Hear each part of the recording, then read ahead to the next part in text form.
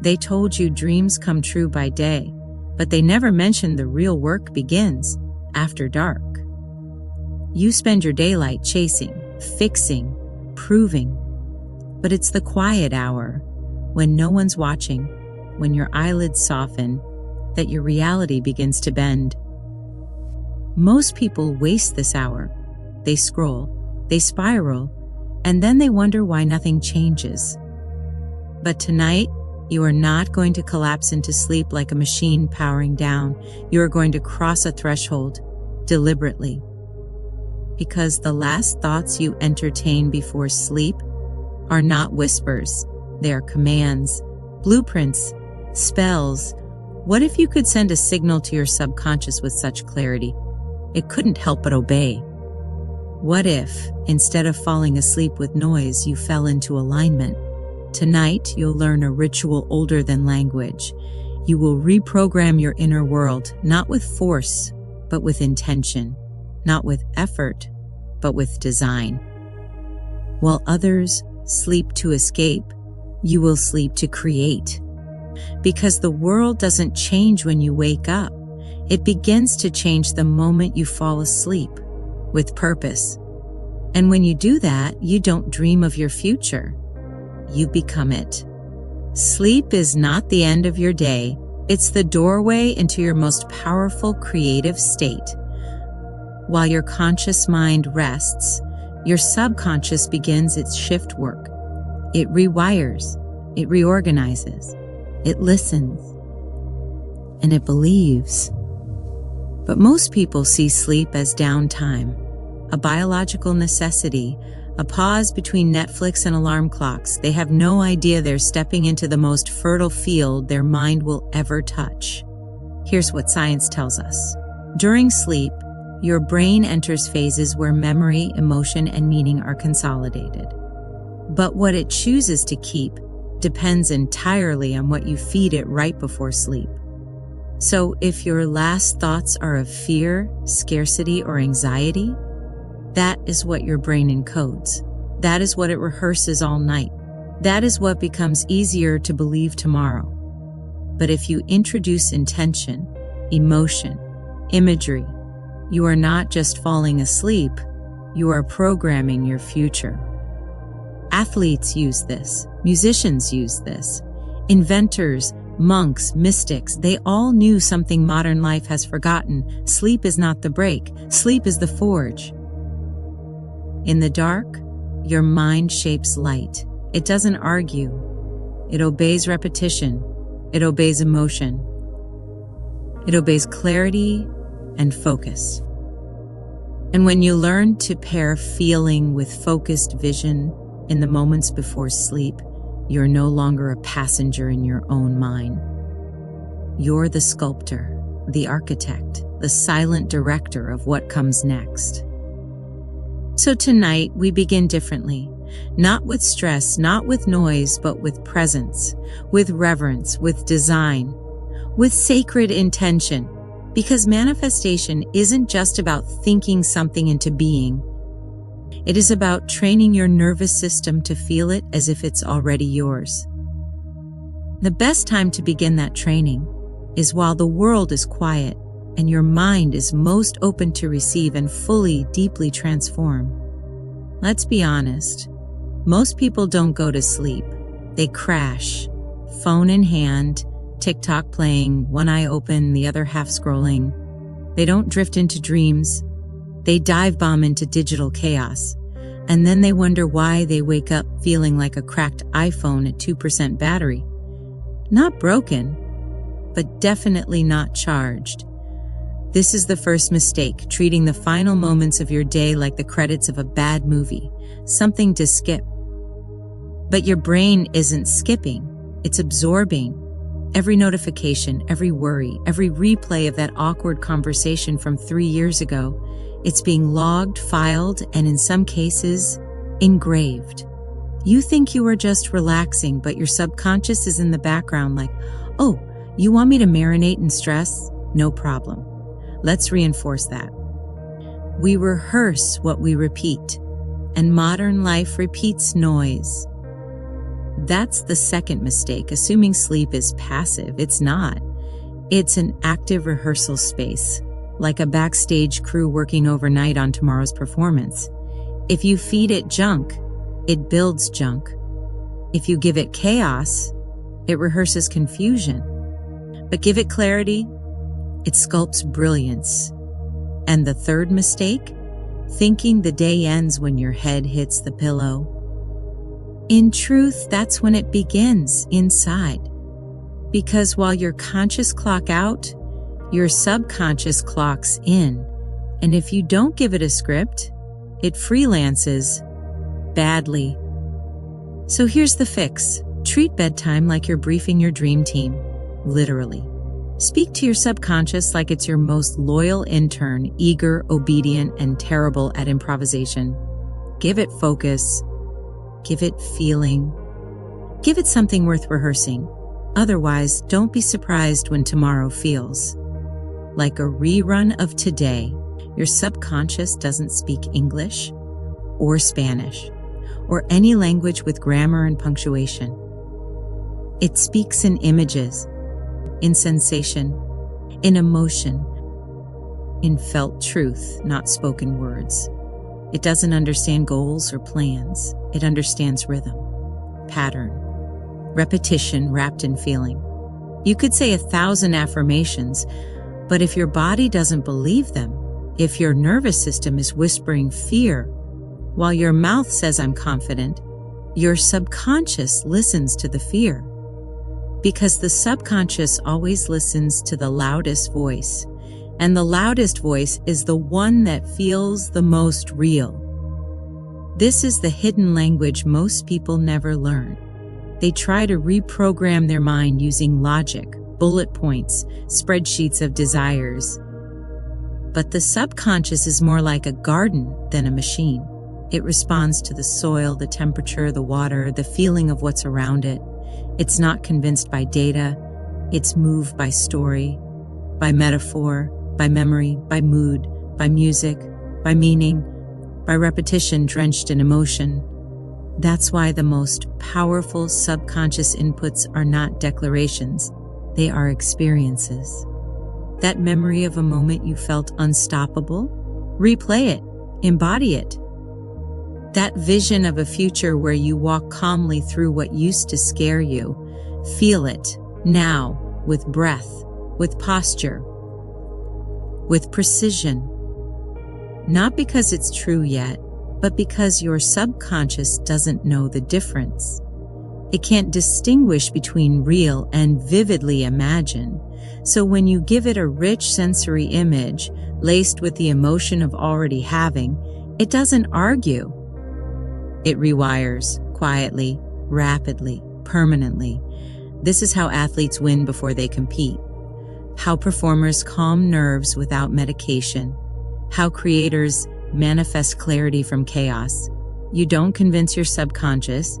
You impress it. You encode it. You speak in its sacred native tongue with presence, power, and beautiful repeated consistency. Here is where it all begins, your transformation, your manifestation, your mind made into a masterpiece, and it only takes 3 steps. Not hours of meditation, not complicated spells, just a nightly ritual you can begin tonight. Step 1, release. Before you can program the mind, you must clear the clutter. Most people go to bed carrying the entire weight of their day, like trying to plant a garden without pulling the weeds first. Release doesn't mean solving, it means letting go. Write it down. Not a novel, not a journal, just a thought dump. Unfinished tasks, worries, regrets, guilt, doubt. Put it on paper so your mind can put it down. Think of this as emotional detox, a clearing of mental RAM. You are not escaping the day, you are closing it. If something's bothering you, write 1 sentence about it. That's enough to tell your subconscious, I see you. And that recognition alone begins the process of letting go. When you release, you make space. And what you do with that space matters. Step 2, rehearse. Now that your mind is clear, give it a script. Not a list of goals, not vague affirmations, a single vivid scene.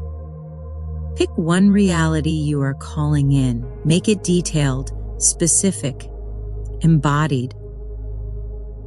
Don't just see it, feel it. What does your body do in that reality? What's the air like? What's the expression on your face? What emotion floods your chest? See yourself walking through the version of tomorrow you want to live. Not as a wish, but as a memory. If you want confidence, remember a moment you felt powerful. Not the idea of power, but the posture of it. The voice, the breathing. Give your body the experience now. This is not fantasy. This is neural rehearsal. Your brain does not distinguish between real and imagined. It just encodes what you repeat with emotion. Do not skip this. This is the moment your subconscious takes notes, and those notes become your blueprint. Step 3, command. After the rehearsal, distill the whole scene into one word or short phrase. This is not an affirmation. It is a signal, a seed, a mantra, a password for your nervous system. Choose a word that captures the emotional state: peace, power, enough, flow, freedom, clarity, unshakable. Whatever encapsulates your truth. Repeat it softly, without strain, as you drift towards sleep. Let it melt into your body like warm light. Let it echo without effort. This is not just repetition, it is installation. You are telling your subconscious, this is who I am now, not as a request, as a certainty. This final step is the imprint. It is the closing signature on the blueprint you have handed your mind, and with enough repetition, the signature becomes the structure. You will wake up not wondering who you are, but remembering you have rehearsed it. You have planted it. Now you get to live it. Because your sleep is no longer random. It is ritual. It is sacred. It is the night shift that builds your future in silence. Let each night be a ceremony, a quiet revolution. Here's the uncomfortable truth. Most people are manifesting wrong. They sit in front of vision boards, chanting affirmations like magic spells. They repeat, I'm abundant, while secretly checking their bank account and panicking about bills. And then they say manifestation doesn't work. But it's not the method that failed, it's the signal they sent. Our subconscious doesn't listen to pretty words. It listens to emotional truth, to the frequency of what you actually feel, not what you force yourself to say. Say, I am wealthy, while your stomach twists in anxiety. And guess which message your subconscious encodes? Not the words, the worry, because emotion always wins. This is the great misunderstanding. People think manifestation is about tricking the universe. It's not. It's about training your inner world until your thoughts, feelings, and beliefs play the same note. That's alignment, and alignment is what creates results. You don't manifest what you wish. You manifest what you rehearse, night after night, consistently. Think about a radio. You can know the frequency of your favorite station, but if they're static, the signal comes out distorted. That's how most people live. Affirmations layered over fear, desire layered over doubt. The result? Static. Mixed signals. And a subconscious that says, I don't know what you want, so I'll just keep running the old program. The fix is not to shout louder. It's to clear the static, to bridge the gap between what you say you want and what you allow yourself to feel as real. That's why the nightly ritual matters, because it bypasses logic. It goes straight into the subconscious, where beliefs are born. So don't mistake manifestation for fantasy. It's not about pretending. It's about practicing alignment until your nervous system believes the story you are telling. And when it does, your outer world has no choice but to catch up. Science has a name for what happens while you sleep.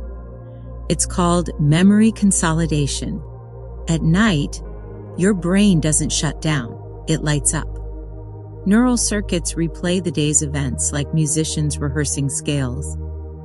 Some connections are strengthened, others are pruned, and what survives that rehearsal becomes part of you.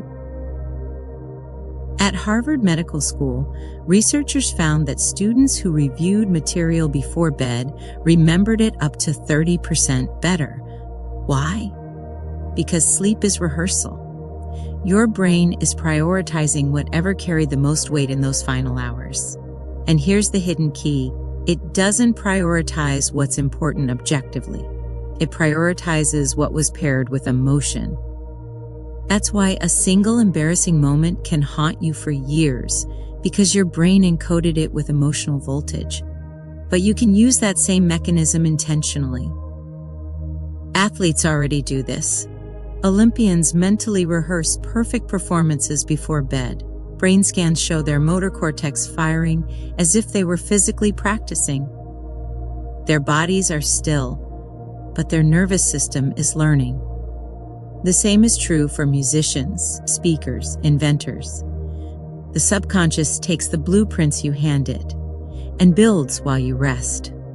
This is neuroplasticity in action. Repetition plus emotion equals rewiring. So imagine what happens if you fill your last waking minutes not with news, not with social media chaos, but with one clear, vivid, emotionally charged vision of your future. Your brain tags it as significant. It consolidates it overnight.